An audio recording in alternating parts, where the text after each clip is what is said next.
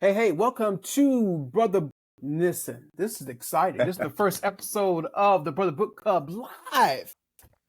I'm telling you, we're going to have some fun with this one. My name is Charles Clark. I'm the host. I'm also the publisher and editor of Brother Magazine. I'm really excited. I got my brother here, full-time black man, as he's like to say. Says, oh, my goodness, Sherman Webb-Middlebrooks. I be forgetting that web sometimes, but my brother's here. What's up, man? How you doing? What's going on? I'm doing great. What's up, world? Sherman Webb-Middlebrooks, lifelong Buffalo resident, full-time black man. I'm super excited to be on this platform too with my good brother Charles. You got me reading. Yes, that's what I'm talking about. That's right. Come on. I don't read as much as I should. I ain't No, afraid to admit it. that's Can't okay. be, promoting it to these kids and to my peers if I ain't doing it myself. So I'm excited, and I appreciate you reaching out to me and holding me accountable and inviting me to read more and inviting me to do this platform with you. So I'm excited to get things going. You made a great selection with this book. I resonated with a lot, and I'm Okay. excited for this conversation. So the book, the first book was my choice, and when you see us next month, it's going to be my brother's choice. This particular book, I wasn't supposed to be here. Finding My Voice, Finding My People, Finding My Way, by Jonathan Conyers. I read read a book review of it. Then I saw a quick clip of the author, and I knew that I had to read it, and I knew that I knew I needed to share it. How about that? Appreciate you sharing it with me. I never, I love whether it's Richard Wright or Maya Angelou. The list goes on and on. But this particular book, written by this author, had a life that um, resonated with me, but it wasn't something that I had ever experienced. How about that? It resonated because I've seen this type of story with my students, not particularly as a story I lived. So the book pissed me off a lot, made me cry a little bit, made me concerned. And it also encouraged me as I entered the last chapter of me in education, made me want to even teach better. Mm. Because in the book, education was his way out. And Right. even his parents, who weren't, listen, this is an understatement, weren't the best parents. They still valued, they were not. Oh my They was goodness. they showed up, wasn't. But they valued and put emphasis on education. Mm-hmm. Yes, they did. And so I said, okay, yeah. So what resonated with you? So I think a lot of the points that you brought up, so kind of a little bit of the flip of that. So I've seen this story like within myself, Mm-hmm. within my peers, and also with the young people that I work with. So for me, it was a lot of validation, and it was a lot of gratitude as well. So like parts of his story were just having like the parents that struggle with like addiction and growing up in poverty, housing instability, those kinds of things I experienced like growing up, but not to like the depths that he experienced like in this book. Wow, exactly. Yeah, so Yeah. that really made me grateful for like the way my parents navigated my upbringing, the way they navigated like their demons and addictions. They didn't really force it to the point where I had to experience a lot of the consequences of the decisions that they made outside of growing up in poverty. They protected me from a lot of things that a lot of my peers and a lot of people, such as Brother Conyers, described in the book. They kind of protected me from a lot of that, and so it really made me grateful for my upbringing. I know I've got into it with some students and with some of my peers. Like, let's have a struggle competition. Like, my struggle is worse than yours. I don't know Mm-hmm. how or why people from poverty and people who survive trauma do that, but we have a tendency to want to struggle and compete with our traumas. And I always felt like, yeah, I'm a win, but like this book really had me reflect on like why we do that. I Wow. think it's because of, it's our story. It's the road that we traveled. It's people wasn't there. They'll never really understand those nights and those moments when you're trying to persevere through, when you're trying to keep your eye on that little light at the end of the tunnel to keep going down whatever path you feel like it's gonna get you out of your situation and circumstance. And so, like, folks want to share their stories, folks want to compare their stories, and it provides a degree of healing and also like normalcy in a way. But we begin to normalize things that I feel like are unhealthy and unproductive in our community, because as you and I were talking before in your office, just about how in my experience, like I'm thinking that like most people aren't growing up dealing with stuff like this. But what you're saying in your, because I only know my experience, you know what I'm Mm-hmm. saying? But and the specific population of working with young people in juvenile incarceration and detention, foster care, and working in youth development and with that particular population of young people, like I understand it from there, and I forget that like other people are going through it too. It's just not documented. So it was definitely an enjoyable listen to. Parts of it definitely aggravated me with his parents, but again, a lot of it definitely resonated with me. The last thing that I'll say too is just the education part. So having a mom myself, like that struggled with her addictions, but also like was illiterate, but functionally illiterate, was able to navigate through life to the point where people didn't know that she couldn't read. The one thing she always stressed to me was like education and Yes. being better than her. I remember her telling me, I don't care what them people in that school teaching you, you better learn it and you better be the best at it. If they teaching you how to bang erasers, you better be the best eraser banger in the classroom. And like just because she wanted so much more from me than what she got for herself. And Wow. the older Okay. I get, the more I can appreciate and understand that and relate to like his mom in the book too. And with like the degree of like being honest, direct, like just getting real raw with like ain't sugarcoat nothing, ain't gentle in the delivery. Like that's Mm-hmm. how my mom is. She gonna just tell me how it is. Like forget your feelings later. I ain't too much worried about you feeling better. I'm worried about you being better. And so like I definitely relate to even how his mom just communicated with him. It was it was abrasive, but it was out of love. You know what I mean? Oh, okay. Out of love. Okay. Um, Something you just said, and the reason why I'm giving the side eye because something you said, and I wrote it down. That's why I keep looking down because I'm taking notes as you're writing. Okay. You said, that you were protected, Yes. and your parents' drama or trauma wasn't Mm-hmm. placed upon you as a child. Well, this author didn't have that same luxury. Right. Um, this young man was not protected. Right. And I have because I couldn't help it. I've highlighted, I posted this book to death almost. Um, because let me tell you why. The title alone, I wasn't Mm-hmm. supposed to be here, comes from a conversation that his mom and dad had where he verbalized. I think they were having a disagreement, and if I'm not mistaken, the disagreement. Well, let's do it this way. There was a conversation, a disagreement, and he said, "Why did you have me? Why didn't you just abort me?" And the father said, where'd you get that from? And he said, her. I wasn't She supposed to be here. told. I got it from her. And Yeah. then there's a whole section, in that particular chapter, I think it's the second or third chapter, where it's a blow up. Why did you tell him that? Why would you tell him that? And her response was so that he would understand that I love him, I said, but why would you? That's not love. It's a twisted kind of And so, understanding of love, and man. then what was he supposed to do with that? Yeah. I think he was what, 8 or 9? How was he Yeah. supposed to navigate through that?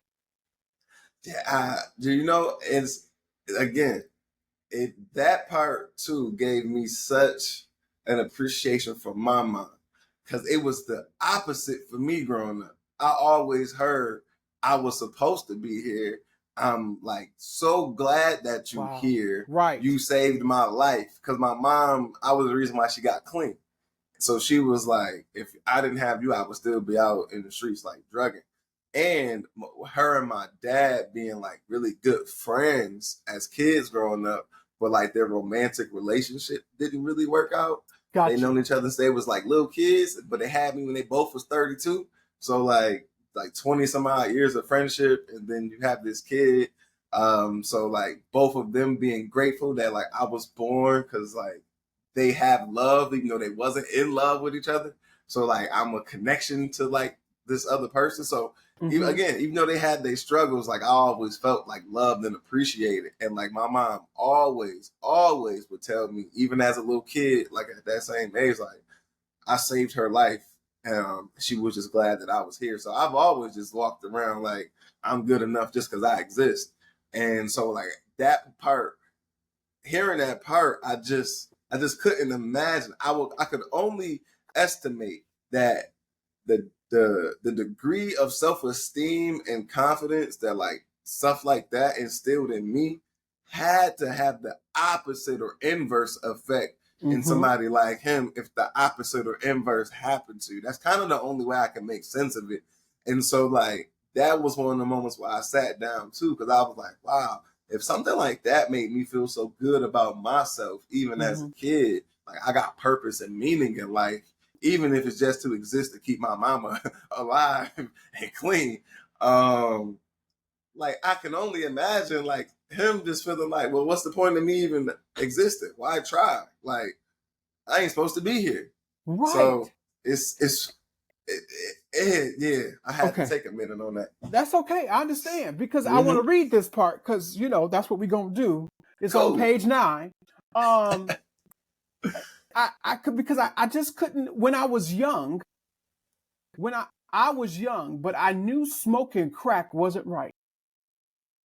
The word crackhead was thrown around my world all the time.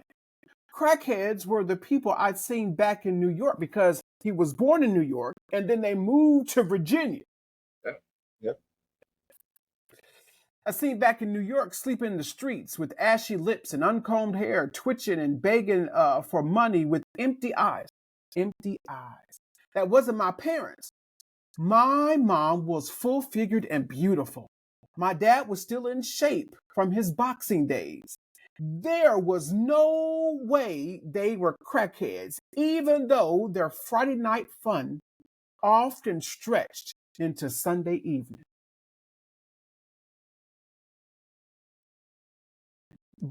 Listen, that then so this in the same chapter. This is Yeah. chapter 1.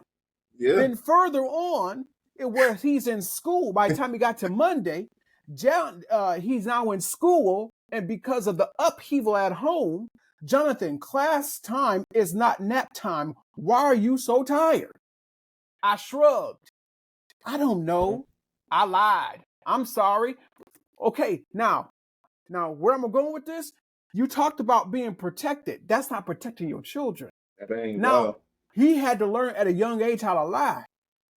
Yeah. Lie to Yeah. protect, not only protect himself, but protect you. Because Yeah. who don't know the saying, what stays in the house stays in the house. We Yeah, don't what go around happens in telling this our house, story. then that's a fact. Listen, I learned that same thing too. I mean, my mama definitely taught me how to lie.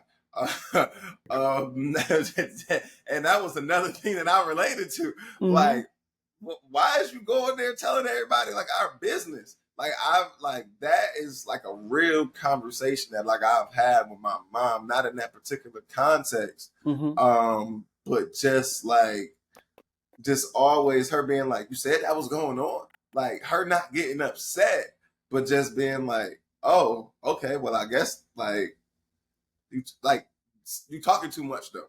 But Right. like not so just understanding like, okay, I wasn't the only person that was like really, really going through that. But like never really like opening up to like these teachers and like these white folks, like, like we don't trust them like at all.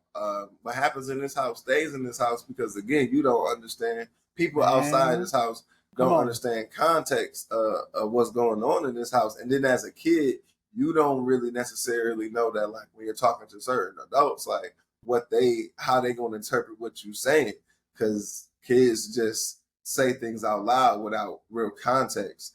And so, yeah, I it is a matter of protecting, like, the family and protecting, like, the parents. But And, go but ahead. they never seem to want to protect their children, and Yeah, because I'll keep reading because I got to get to please this part, go ahead. because there was a section in here that literally bruh, listen, I read the part and I literally slammed the book and I slammed it down because I just couldn't believe that a parent would do this. But if you have an addiction, you're not really thinking clearly. But So, also you're still the addiction, the crack was more important to the children. That's what it felt mhm, like to me. yeah, But you had well, to put it in the context, like you said, of the addiction. Um, it had control over them. But listen, the daddy, they had moved down to Virginia. Um, Now his two older brothers had already now moved out. right, They just couldn't take it. So one day, the father buys little man Jonathan a lawnmower. Now the brother, started his own business. I couldn't believe it. It's on page 15, just in case people want to pay. I couldn't believe it. My very own lawnmower. It was secondhand, gas-powered mower that I had to crank to start.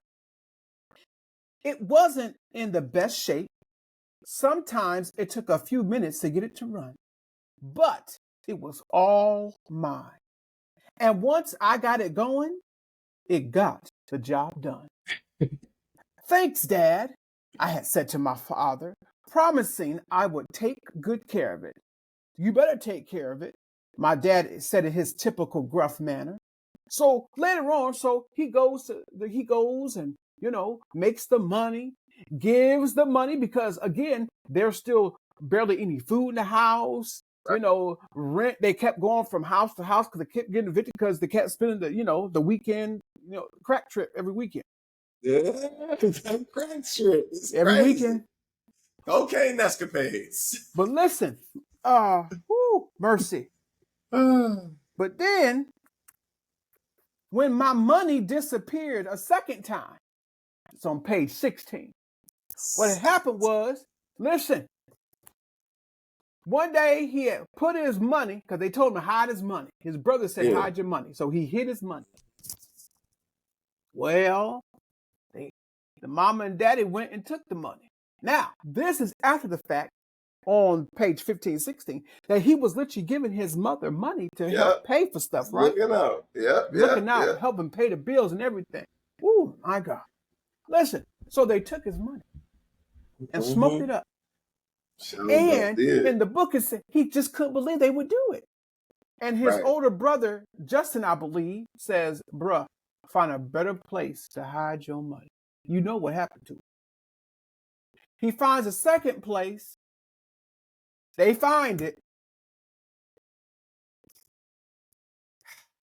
And I gradually started to learn that my parents' devotion to their drug habit was Mm. stronger than their devotion to me.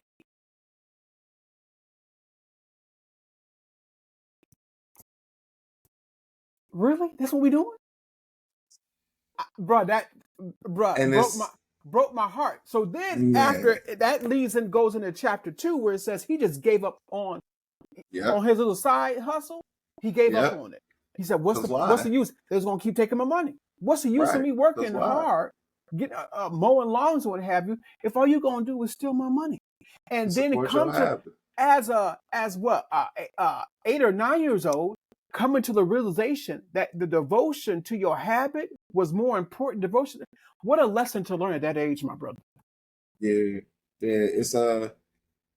It's again, I understand that, and like what happened to me. So I remember my mom taking my money, some holiday money I got after cleaning my room. Mm-hmm. and putting it. I cleaned my room, which that was a rare occurrence for me as a kid. Okay.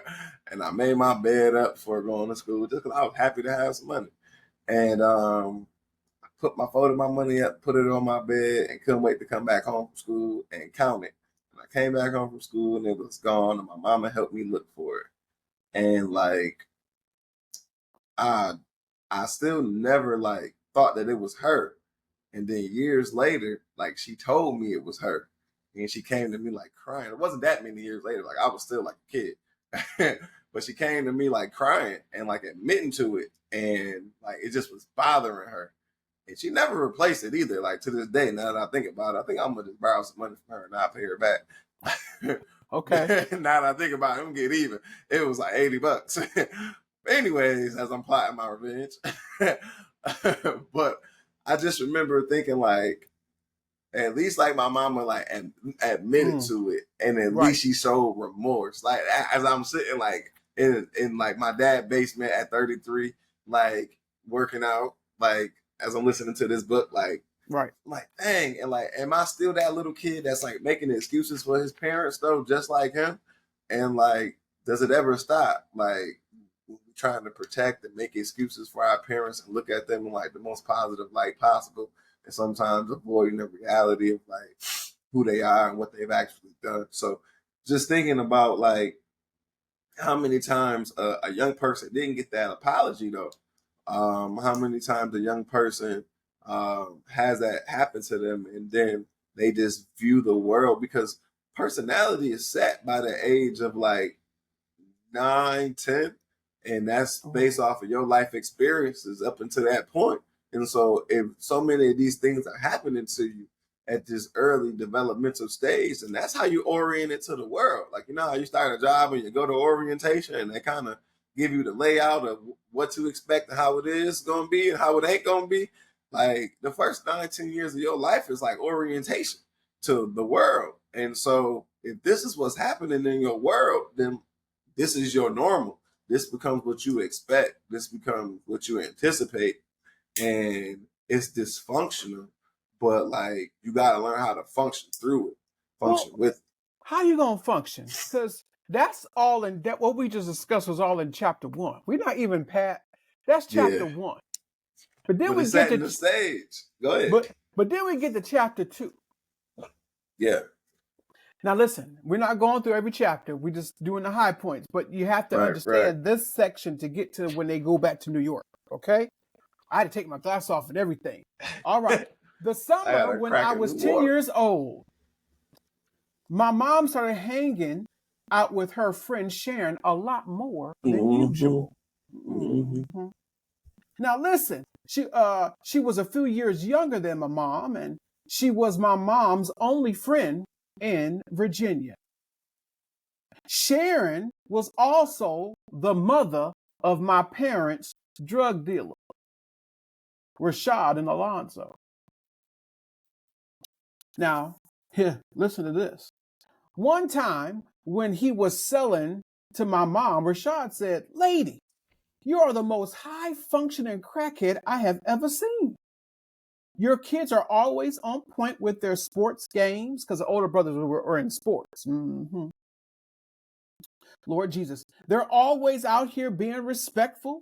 To which my mother snapped. "Just because I do drugs don't mean I don't care about my kids." Well, I'm trying to figure out, you keep stealing from your kids, so I'm trying to figure out there's no food in the house sometimes. Y'all got to keep going from place to place.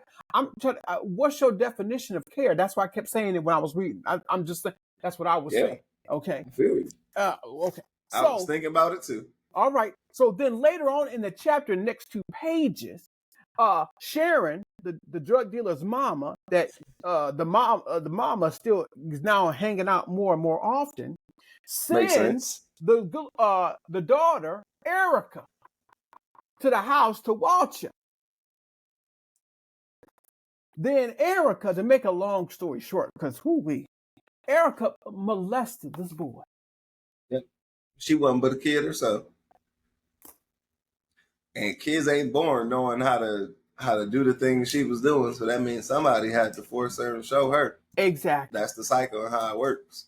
So in Jonathan Conyers' first 10 years, he understands that number one, he wasn't supposed to be here, even though his mother loves him and his brothers and sisters. The father does too.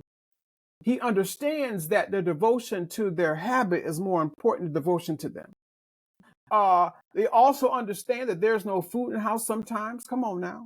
Also understands, and now you done sent this girl over here to watch me, but she's abusing me. Oh my God. I can't, I don't know what to Man, do. By this point, I done threw this book down like 2 or 3 times. listen, But I had to uh, keep going because we were doing the show. I had to keep going. But by this, I was just upset because the word, and the reason why I'm still triggered by the book, because of this word you said in our intro, being protected. Your job, your main job is to protect your children, and you negated your job. yeah, And yeah, then, so I'm gonna keep going, and then I'm gonna stop because now there is a shooting of one of the drug dealers, and then it's all a big blur, and then now they're getting evicted again. So now they want to move back to New York, but the 2 brothers say, "No, I'm not going back with you. Emancipate me. I'm going to stay down here. Sign over your parental rights so I give me can some stay here friends. and live and move and grow." You know what I'm saying? They do Mhm. all that. Then they get to New York. Now he got to go to middle school. Here's the part that got me about them going to middle school and the way it made me want to be a better teacher going into the new school year. That number one, he understood that going to middle school 219, if I'm not mistaken, it was a babysitting. Most of his peers were not reading on reading level. They couldn't read, they couldn't write. The teachers cared, but they had so many behavioral problems they couldn't care. The only person was, I think it was named Mr. Mitchell. He's the one that, cared the most and gave them, was a mentor for them. And even though he was ahead of most of his students, he still got bored, but still had to find a way to make school. Enjoyable. That's the word. Thank you so much, brother. So Got he to be went to there all school. day. He went to school early to meet with his English teacher. Come on now, huh? Come on now. But the part that got me the most was he enjoyed school was because it was the most stable. Yep, knew what to expect. He needed Yeah, that structure, he said in the yep, book. It was yep. stable, it was structure. He did not want to go home because there was no stability and no structure. Mhm. That got me. Uh-uh. That and listen, all of that got me because again, I couldn't help but hear this story through the lens of my story, Mm-hmm. and so I too was left alone. Wasn't by my parents though, by my grandparents, and so I kind of had those similar experiences growing up. Um, as to him, and then even also being in school and then being bored, it was just a matter. You just feel like you matured. So like you have those early experiences with women, and then you talk like he tried to speak to his older brother about what was going on with him, and then when he opened up, his older brother just basically told him like you should like it. It's a good thing. And so now that's part of his orientation, how he views women, and how he relates to women. And so having that same experience, trying to talk to my older brothers and them telling me like, oh, that's happening, that's a good thing. No, oh, okay, that influences how you go about the world, your connection, your attachment levels to different women. And then just being in school and then not having to put in the effort, but still having success academically around your peers, and then kind of knowing that like I could put in half the work and get half as far because these teachers ain't challenging me. That Yes. unfortunately orients you to like taking it easy and getting by throughout life. Um, and so you start looking for like the smoothest, easiest, most enjoyable route, which I think sort of happened with him later on down the line, Mm-hmm. where he was in Virginia and he had the opportunity to stay with his brothers, but he wanted to go back to New York because it was a smoother, I guess, easier easier lifestyle with lesser expectations. I would say I wouldn't necessarily say easier. The expectations might have been a little lower, What? and there was a girl there for him. No, no, I agree to a certain extent, Okay. but in the book, remember, he could not function. We don't went ahead. So okay. So that's okay. But remember, after everything was going on, still the crack habit, still what's going on, he had an opportunity to leave. And I think he left. And I can't before we go there. Uh Okay. the other part that really got me was how important mentorship is. Mr. Yes. Marshall at the middle school and Dyke, I think it's Deco, the drama teacher that he found when he went to Frederick Douglass Academy, and how important mentorship is because he realized when he got back and he went to middle school, that he started hanging around with the cat Maurice, no Yeah. Marquise, and the other one, and Marquise then because there was a sense of belonging, there was a and sense of brotherhood. love, of brotherhood. His brothers are now still stuck in Virginia. Yep. His sister is becoming more moodier, and because she still has to deal with this, but she's older than he is, and so now he has a gang of individuals or a brotherhood of individuals who Mm-hmm. understand who are they have the same shared experience, but now it's taking him down a wrong path because there was a point where they was in a different part of the neighborhood. They grew up in the Bronx, and they went a different part of the neighborhood, and then they went to in the house to rob him and Broke in Marquise the house. broke Yep. into a house and tried to rob it. Now he knew it was wrong, but because that's his friend, that's his brother. Yep. Okay, I'm gonna follow, I'm gonna go along to get along. Yep. Cops called him. Yeah. They had the Then is police. Come on. yeah. And then is that so then that was a really deep that was a really deep moment too, Mm-hmm. where like you could tell like the true sense of brotherhood, um and him being protected in this case. So finally he got a sense of protection from somebody who put him in a mess. So when the police got them, like he was holding it down, like Yes, he doing would. doing what he was conditioned to do, Right, wasn't running his mouth, was protecting his brother, even though he knew good and well his brother kind of got him in this mix. He made the right, decision himself, but it wasn't his idea. He went along to get along.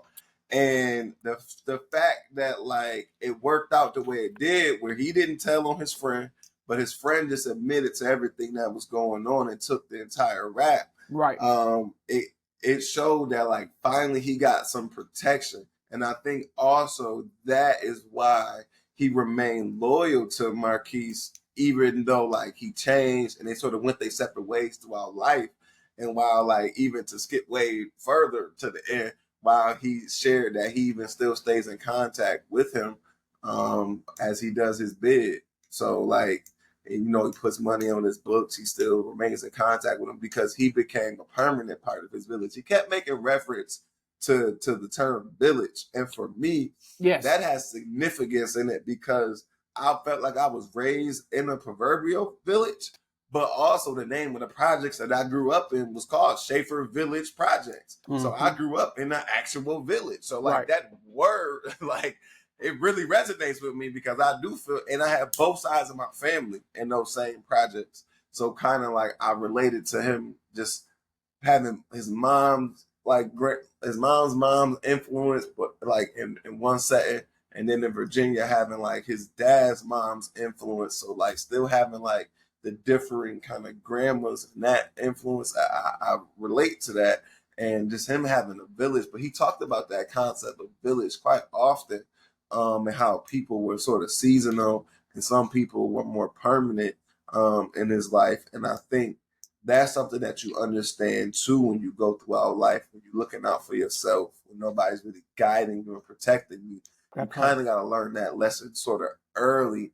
Otherwise, you're going to find yourself with like attachment issues and And resenting people. okay, let's talk about that real quick Yeah. because um then he doesn't want to go to Frederick Douglass Academy. He wants to go to another school with his friends. And Mr. Marshall and the guidance counselor does not put the Yeah. paperwork in to go to, I think it's Mott something. Yeah, with the school But with his friends though. but They he, want him to go to a better school, more prestigious school, high school. yes. And so Mr. Marshall, who was black, of course, and the guidance counselor, um, changed the paper, not change it, but put the paperwork in to go him to go to Frederick Douglass. And he's upset about that. Jonathan says, I want to do that. I want to go with my friends. I want to be comfortable. This is my village. And I want to be with my village because the village is all I got. Because remember, at this time, he's still going from, they've moved back to New York. And then when he first got to New York, stayed with the grandmother, the house already had 8 people His in a uncle and his 3-bedroom. cousins was there. Yeah. And so again, nothing that called his own. And so now they went and got the transitional apartment, but it's not permanent. They still got to keep moving back and forth. So he has no sense of home. So the only stability now, again, back at school, but with his village that he has created for himself. And the guidance counselor and Mr. Marshall see potential, and they to go to Frederick Douglass. Well, he goes off. I'm going to tell the board. I'm going to whatever. And then it doesn't. They had to call his mother. Now, this is the part that got me good. His mama said, no, basically, they had a meeting with the mama and said, yo, you going to Frederick Douglass.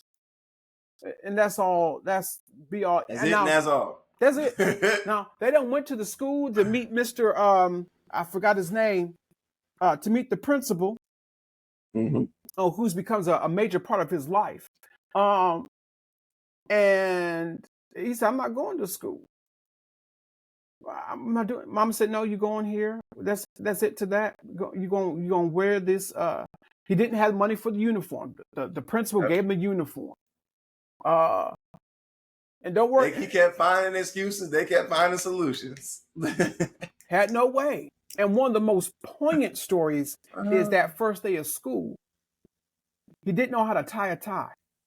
Yeah. There was a homeless brother who said, come here. Don't you got a daddy? He said, of course I got a daddy.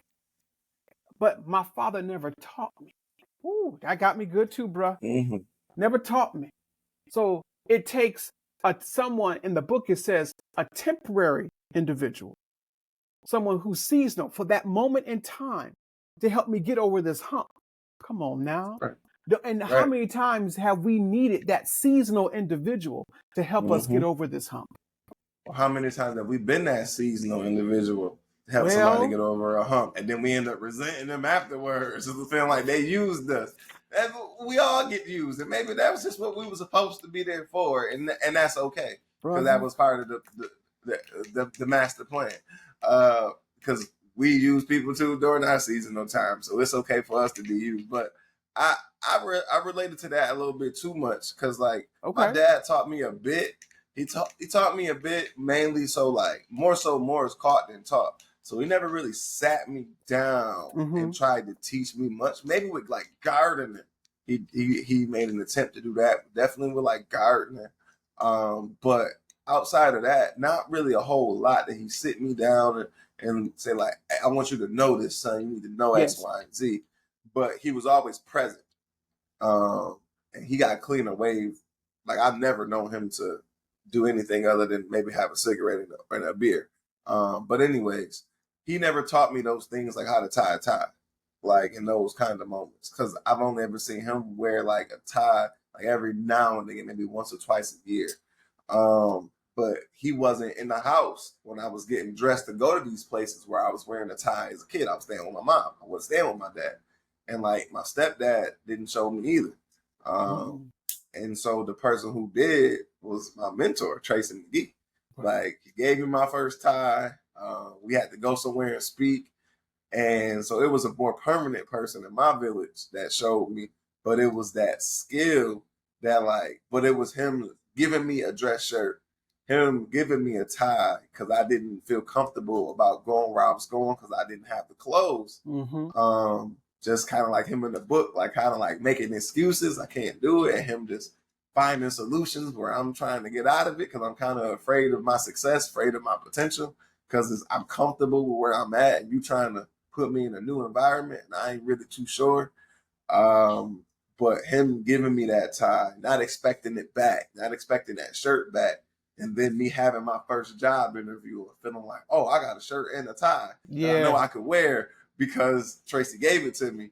And so just thinking about like those moments and allowing yourself to be coachable, allowing yourself to be taught. I think that's one of the things that frustrates me with some of the young people, even with some of my peers, is Mm-hmm. that they don't allow themselves to be taught. They don't allow themselves to be coached by a temporary village person or a more permanent village person.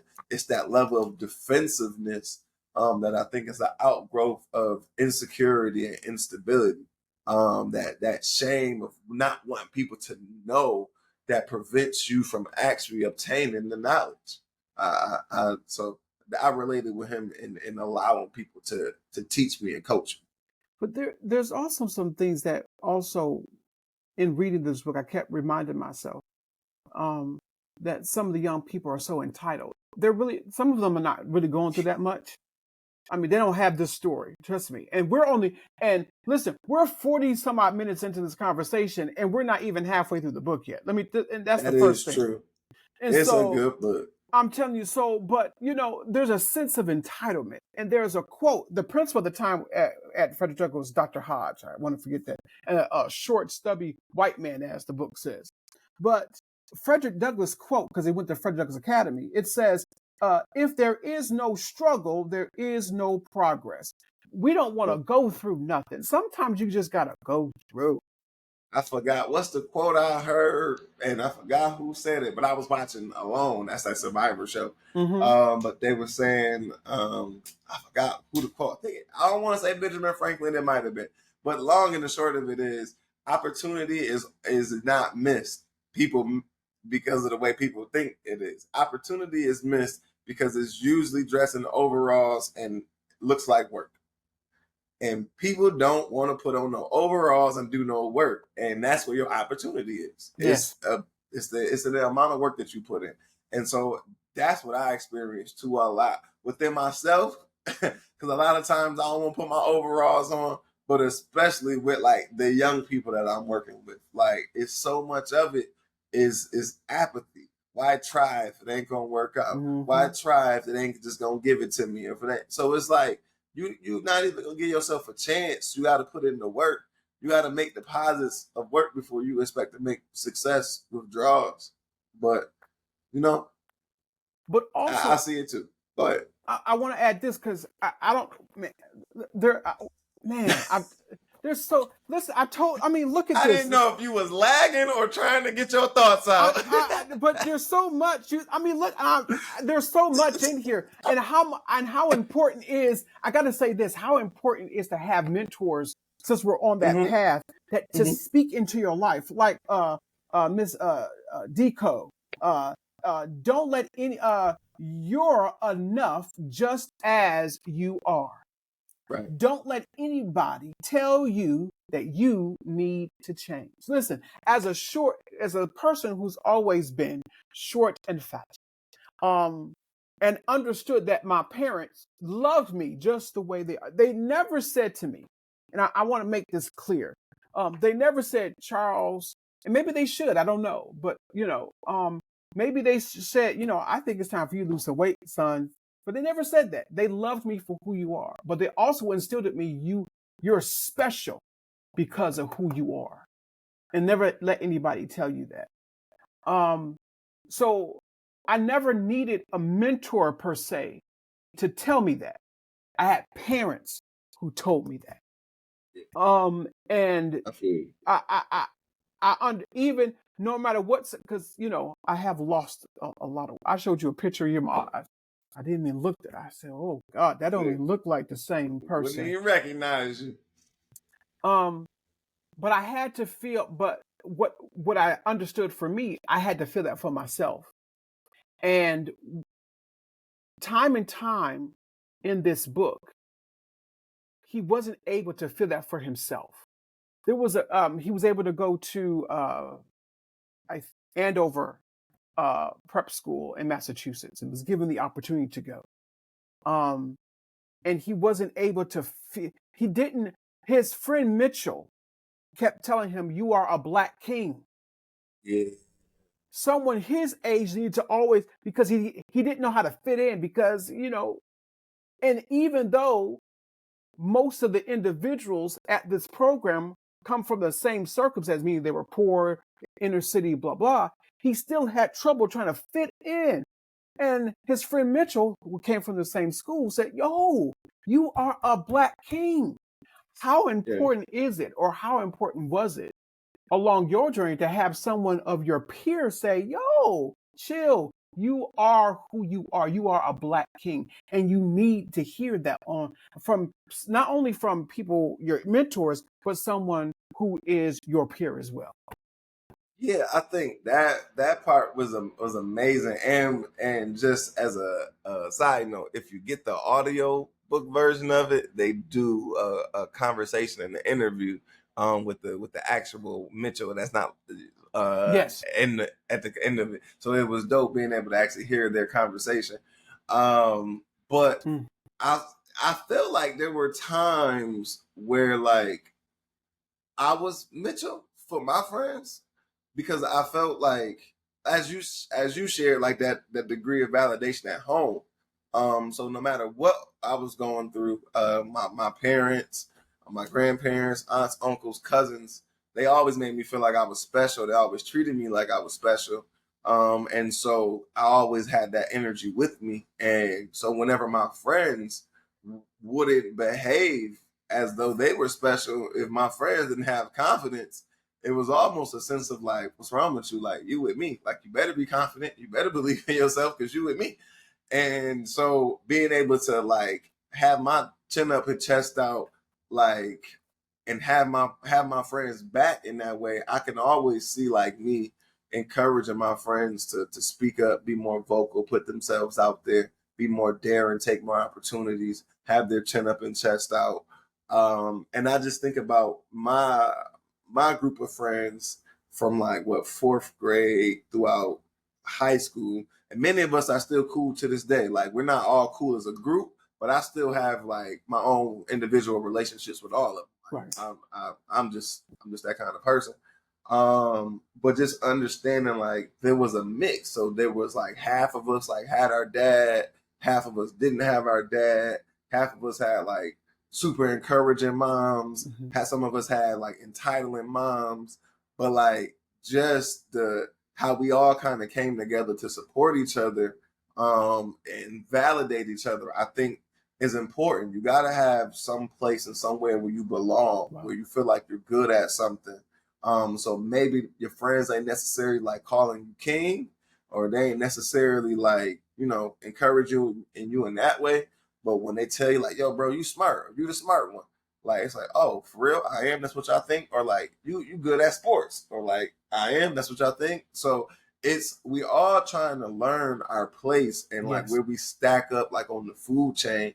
And so I think we got to give each other that degree of permission to step into our greatness. And I think that's what his friends was doing for him. He was too timid to step into his purpose and his greatness. And if you're an individual that is comfortable walking in your purpose, then like it's your responsibility to encourage and create opportunities for your friends and people who you care about to step and walk in there. So that's really how I related to that. And I think we need more of that. So I know here in Buffalo we got programs like Breaking Barriers and other mentoring programs where there's a matter and like there's rites of passage ceremonies.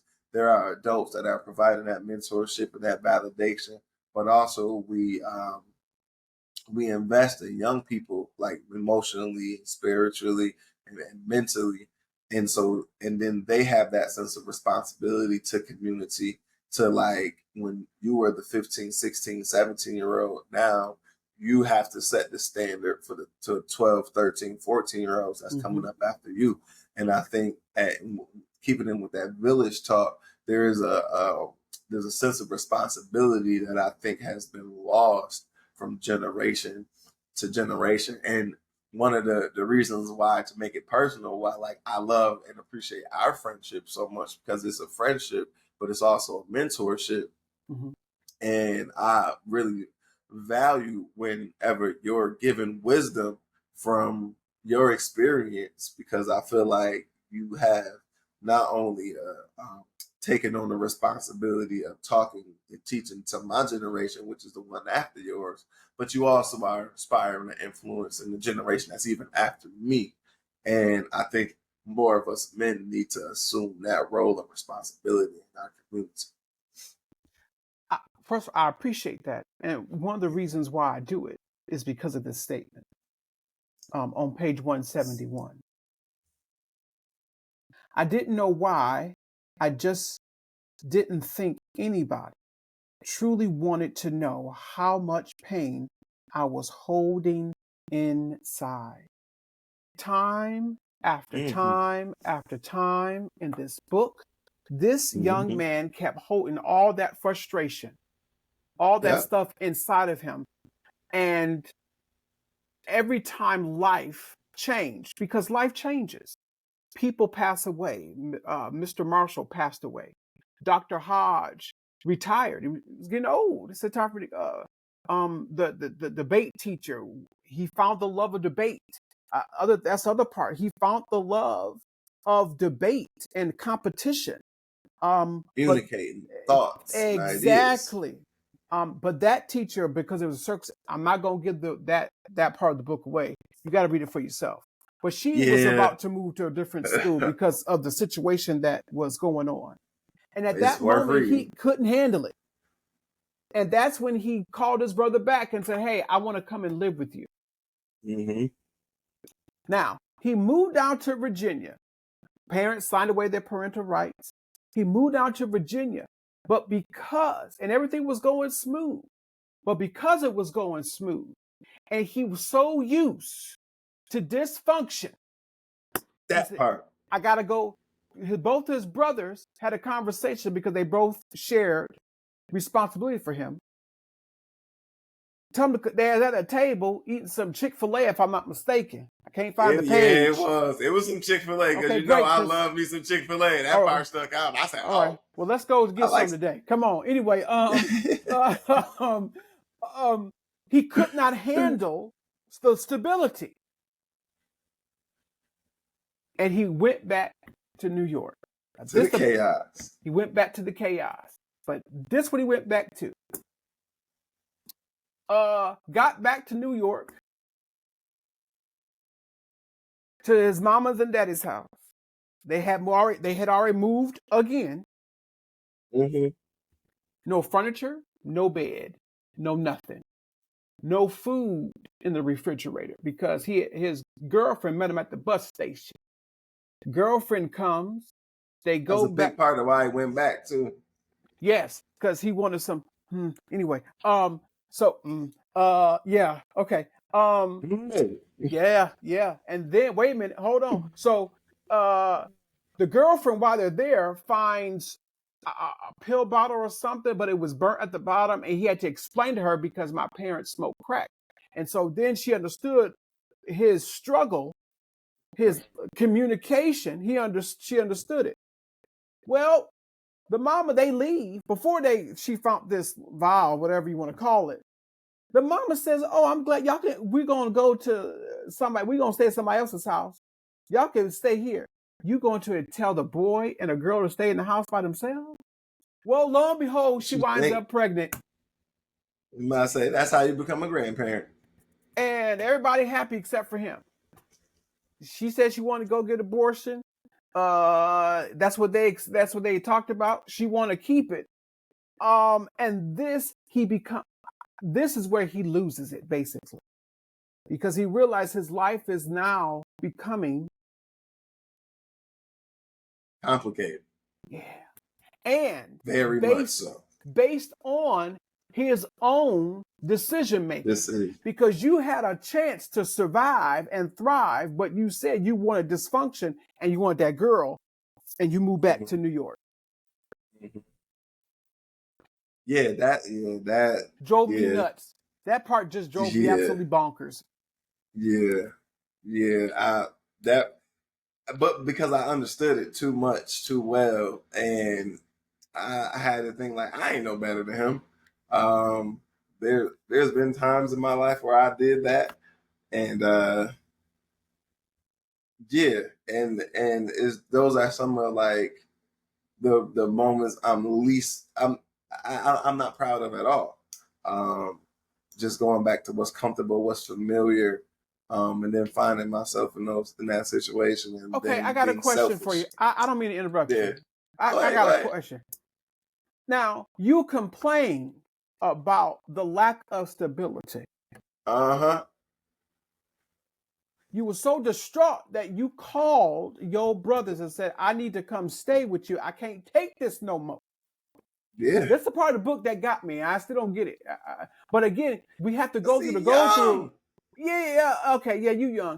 Okay, but you get the stability that you're craving for, but you can't handle it, Yeah. and you want to go back to the dysfunction in the girl. Yeah. And now that puts you on A whole different track. a whole different. Now A at the whole end of the different track. book, because there's so much. This is just a show. The book, it's a fantastic book. Please get out there and read it and support this brother. But this is the part. So he does great. He wanted to be a doctor. I believe he's a respiratory specialist and not a therapist. Mm-hmm. He graduates, Stony Brook. This is the part that got me. You ready for it? His mom was at the graduation. And she asked him, I want to be a part of you and Emily, which is now his wife, and grandchildren's life. I'm not going to tell you how the book ends. I just refuse to do that because you have to go get it for yourself. Yeah, that ain't what we about on this podcast. But how do you forgive? And I don't know if we should end the show right there, this podcast right there, but how do you forgive?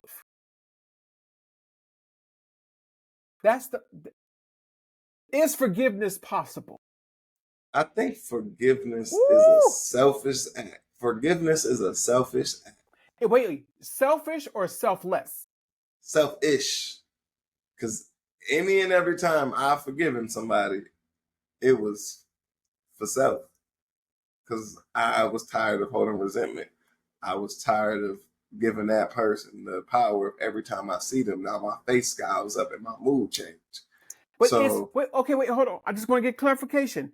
Is that selfish or that you don't want? Because forgiveness, non-forgiveness harbors, and I've read studies where you would get sick for holding that kind of resentment into your. So if it's selfish or is it self-preservation? That's just my question. I think it's a fine line between those two. I don't think it's. I'll be honest with you. I understand where you're going. I don't think it's selfish because to hold that in on a constant basis, we're not going to tell you if he forgave his mom or not because that's for you to go. I'm speaking for me. It's exhausting. Personal. That's what I'm talking about. It is exhausting. To hold that kind of resentment. So I don't think it's selfish. I think it's self-preservation. I also think this concept of enlightened indifference is also what I've used as a form of self-preservation. And so if something happens, I decide in my mind that like I don't like nor hate, I'm nothing this person, this individual, this situation. Right. I do my best to feel nothing towards. I'm not for it. I'm not against it. I'm indifferent. Couldn't care about them. Couldn't care about what. There's 9 billion people in the world, and this is just gonna have to blend into the background. Okay.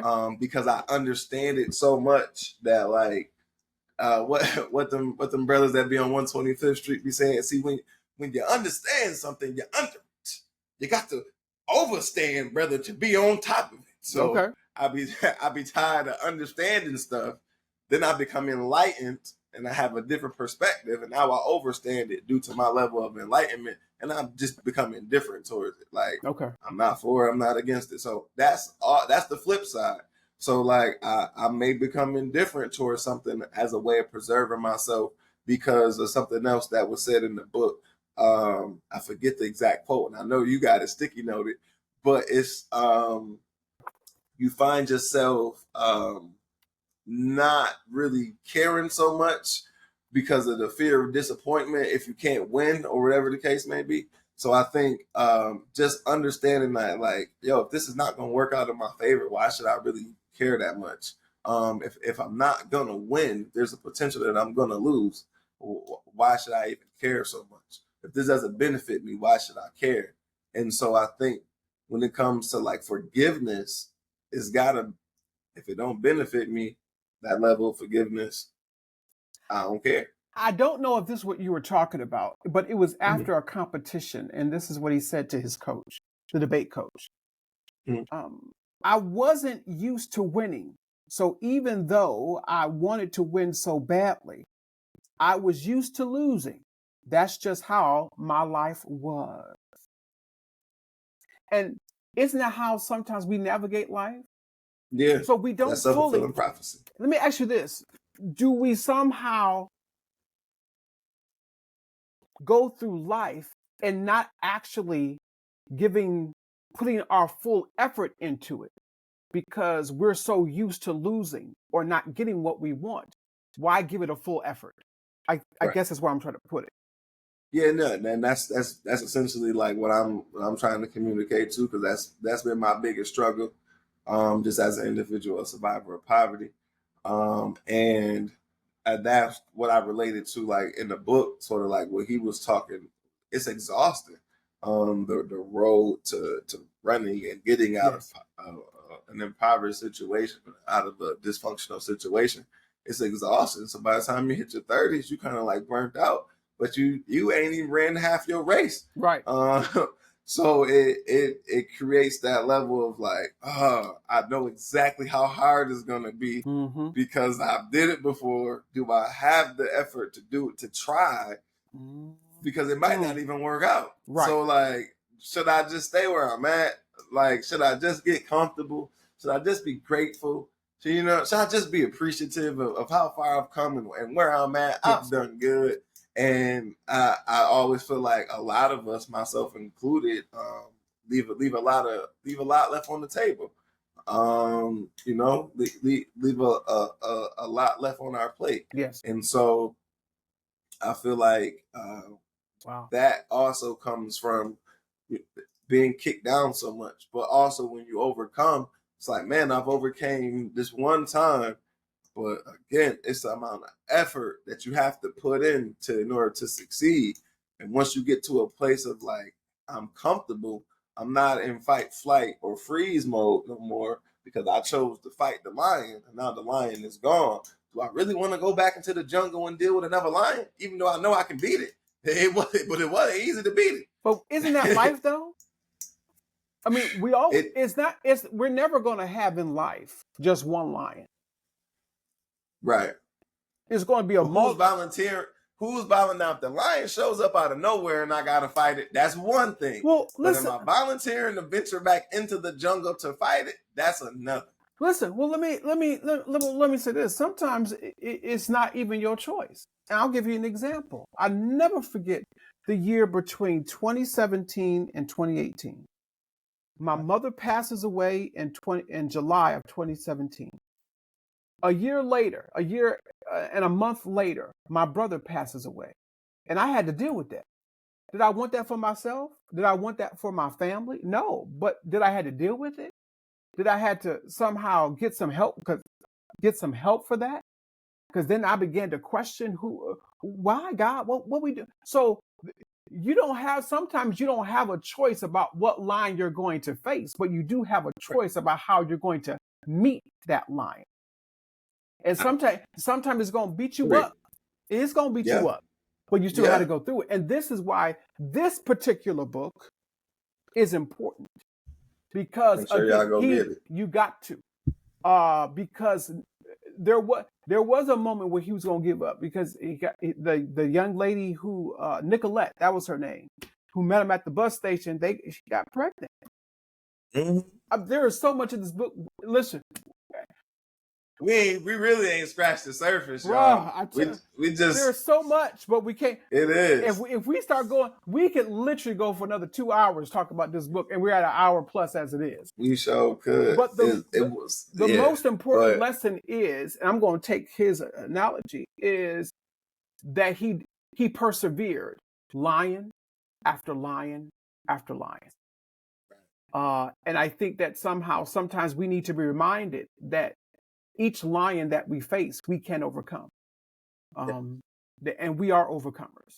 And if I was in church, I said we're more than conquerors. But anyway, we're not. I'm not so I'm going to say. Pass the plate. Pass the Charles. The plate. Thank you for listen. Thank you for listening and watching. We really appreciate it. About a week later, we're going to be posting on our social media pages what's the next book that we're going to be discussing, because it's his choice, and I want to hold your attention to make sure you look for us to make sure what that choice is. Okay. And until you have last word, you got last word, bro.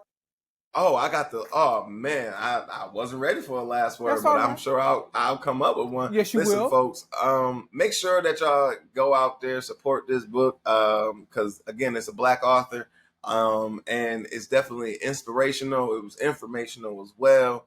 Want to encourage, if you ain't the most avid of reader with the actual physical text, it was a great audio book. And the author himself read it. It was a great listen to. I think it was a few hours, but it was a smooth listen to, and it moved kind of quick. And I did a lot of rewinding.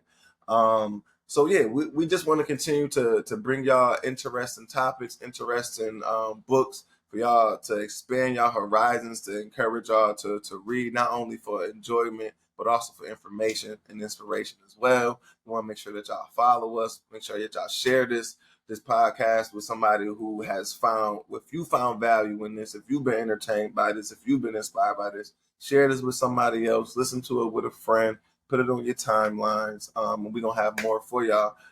And in the words of my hero, the Honorable Jerry Springer, I want everybody out there, take care of yourselves and each other. Until next time, peace, y'all. Peace.